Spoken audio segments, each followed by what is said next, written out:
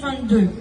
Les agents de la fonction publique avaient quant à eux obtenu une augmentation de la valeur du point d'indice du même ordre à effet au 1er juillet 2022.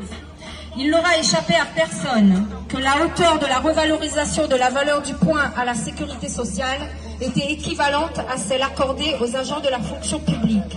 Ce lundi 12 juin, le ministre de la Transformation et de la Fonction publique vient d'annoncer une série de mesures visant à revaloriser les salaires dans la fonction publique.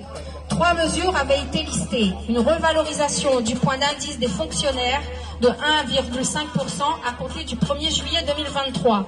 Une prime d'un montant allant de 300 à 800 euros brut selon le niveau de rémunération des agents et qui sera versée d'ici la fin de l'année à ceux gagnant moins de 3 200 euros. Mais ça, c'est pour la fonction publique, bien sûr, puisque tout le monde n'a pas ce niveau-là.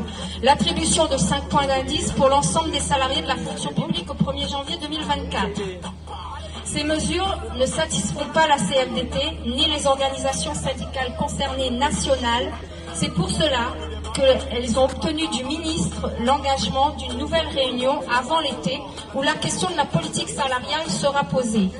Le 22 juin, l'intersyndicale sécurité sociale nationale a donc appelé à une journée de mobilisation et de grève afin d'obtenir, entre autres, une augmentation significative de la valeur du point.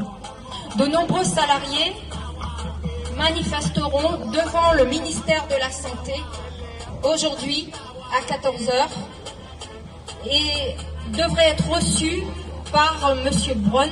Ce sera le moment pour les pouvoirs publics d'entendre et de prendre en compte la réalité des difficultés des salariés.